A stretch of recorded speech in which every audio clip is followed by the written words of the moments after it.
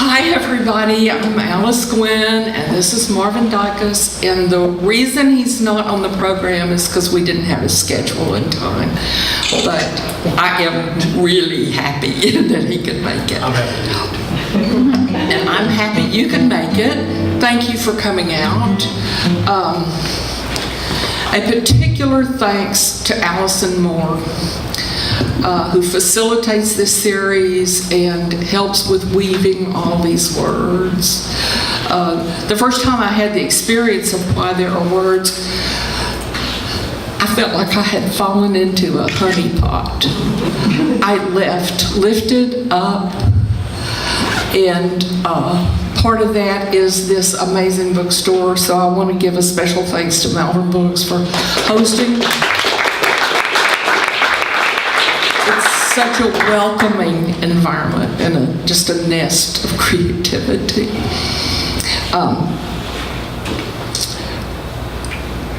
I am honored to be a participant here today. Tonight I'll be reading 4 pieces. 3 are poems and 1 is an excerpt from a work in progress. It's prose.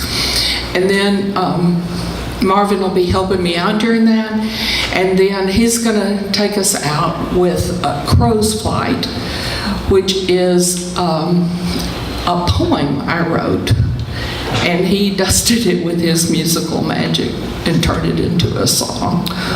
So, the theme is a place like home. And there's so many ways to feel at home, or that we've come home, or that we belong. And one of my favorites of those is when something that is lost is found.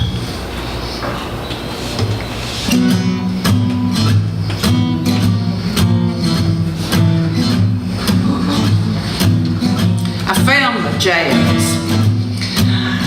Thought I'd lost it. No, it was just hidden away. First time I found it, I was young. It was summer. I carried a hint of gardenia in my walk, a hint on bare shoulders, and it drove my young man wild. Jazz nights. Scotch and soda, big bands, small combos, pizza and beer jazz. I married a jazz man, had a jazz baby, trombones and trumpets, jazz to the bone.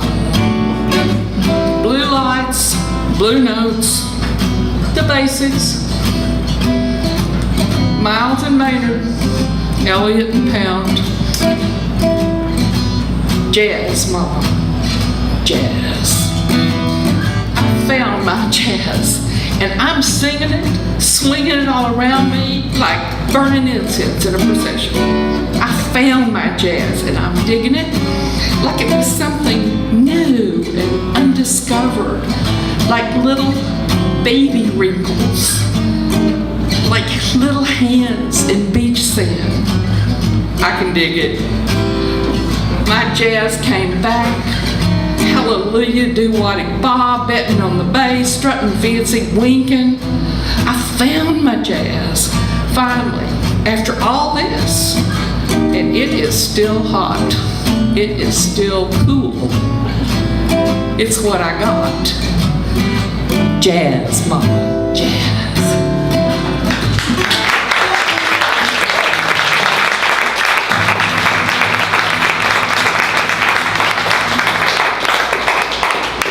And then this next piece is the only prose piece, and it is an excerpt from a work in progress that I'm writing that is recollection and reflection on my childhood home. And it's called Clean Your Plow. I'm gonna clean your plow, Daddy would say, trying to get one of us to act right, straighten up. Both his and Mother's vocabularies were rich with metaphors I hadn't arising from rural roots. You're going to have to go back and lick your calf over. Mother would say, when I hadn't done a chore to her satisfaction. Daddy must have liked plow metaphors because one of his favorite warnings was, if you keep that up, insert any misbehaving, it's going to be too wet to plow around here. Being too wet to plow was serious business, both in terms of a warning and certainly on the farm. Their rural mannerisms, colloquialisms, improper grammar embarrassed me then. Now, I'd give anything if I'd collected all of them, written them down. Daddy was uneducated, dropped out of school in the 8th grade to help support the large family by picking cotton. We lived in the land of cotton, a time of black and white. It was black dirt farms arrayed with white fluffy cotton, black and white television, black and white thinking, black and white segregation. Mother was educated. Valedictorian or salutatorian, I get confused, but she was one and her twin sister was the other of their graduating high school. And boasted of completing a 2-year junior college program. She never let Daddy forget it. Her grammar might have been a tad better, but her colloquialisms and country sayings were just as rich. She was very prudish, but I remember her loving to retell slightly off-color jokes. One of her favorites was about a preacher announcing a taffy pull to be held at Dick's house. He got his tang tangled up and said, "There'll be a Dick pull at Taffy's house." She'd laugh and laugh. One of her favorite sayings was about someone who was stingy. "He's tighter than Dick's headband." Who was this Dick? If she ate too much, she was tighter than a tick. Rhymes with Dick. If you burped and said, "Excuse me," Mother'd say, "I will this time, but next time I'm gonna knock you down." I find that hilarious. Ours was not a cussing family. Not in my presence, anyway. I remember my maternal grandfather saying "shaw" a lot, or "law" instead of "lord." We didn't even say fart or pee, but used the baby terms toot and pee-pee. We certainly didn't take the Lord's name in vain. We were a peep-high family rather than a peekaboo. I'm sorry, I lost my place. I was an adult before I realized it was not pie. Mother believed in old wives' tales. She told me to put a knife under the mattress to cut labor pain. She called milk that had gone off blinked, deriving from an old Irish folk tale saying about how a witch's glance or blink could make a cow's milk go sour. That's another thing. Oh, I remember my delight on reading a Charles Portis, Arkansas native, novel where one of his characters asked, "Does that t-shirt draw up?" That's what Daddy would say when a piece of clothing had shrunk in the wash. But that's another thing. We didn't do laundry. We did the wash, or the washing. Our washing machine was a wringer one. Women with long hair had to put it up, be very careful.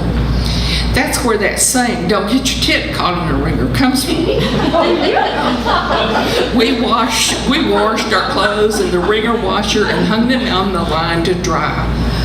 Line drawing is a habit I still hang on to. We ate dinner at noon and supper early evening. As an adult, I got in many a confused situations with Daddy when he thought I'd be arriving at noon dinner time and I'd actually intended to say that I'd be there in the evening. When my firstborn, a breastfeeding infant, was fussy, Daddy would say, "Give that baby his dinner." To this day, I not only hang my clothes out to dry, but I play peep-eye with my grandsons. I don't, however, threaten to knock you down when you burp.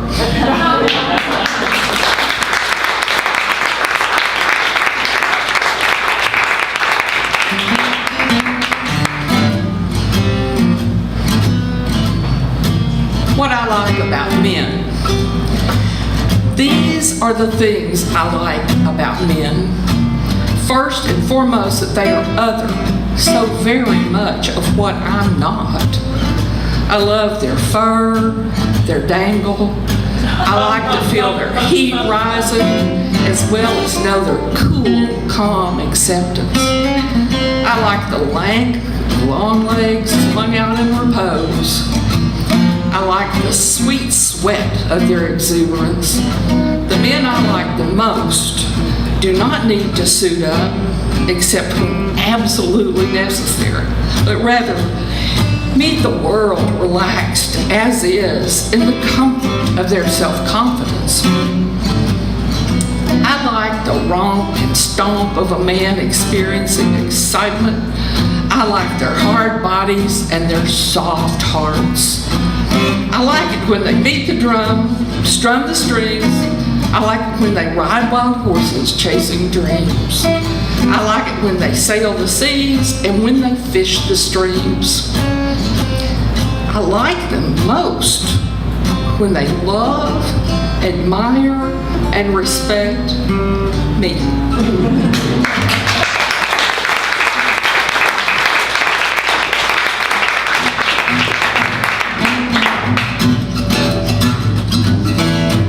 Who do you love? I wish I could understand why I know that Bo Diddley had a one-eyed white bulldog named Lola. Yet I can't remember what year my favorite grandfather died, or his age for that matter. I know that Graham Parsons was first Ingram Connors, that Elvis had a twin named Jesse, and what the killer said right when he played piano right before Little Richard. Yet I can't remember where I put my birth certificate, when to change the air conditioner filter, or my first husband's mother's name. I know that Bo said, don't trust nobody but your mama, and look real hard at her. But I can't recall Christmas when I was 6 years old. Same for 7, 8, 9, 10. Who do you love?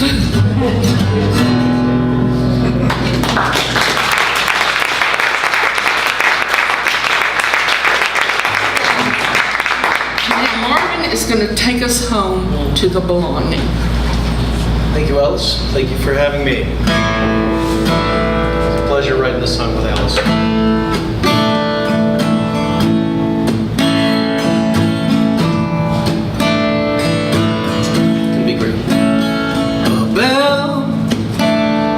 Child, a turning wheel, a shadow lost, a wish at will. The time has come, the moment gone. We danced all night, home at dawn. It's been a long, long time since the belonging. It's been a long, long time since we've been gone. Your ghost appeared, your face was near. You said the words, I love you, dear. The tide was low, the moon hung high. You said a tune, a sad been a long, long time since the belonging, yeah. It's been a long, long time since we belonged. Ba-da, ba-da, ba-da-da-da.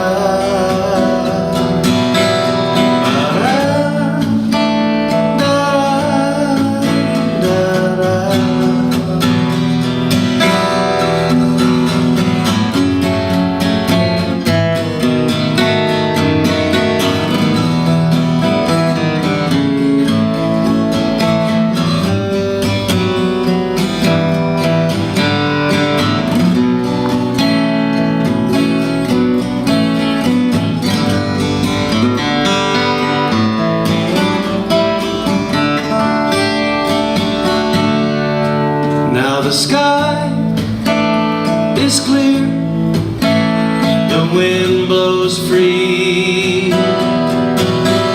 that black bird flies away from me.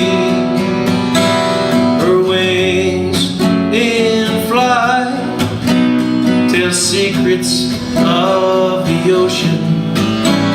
She sings a song, fills with emotion. It's been a long, long time since the belonging,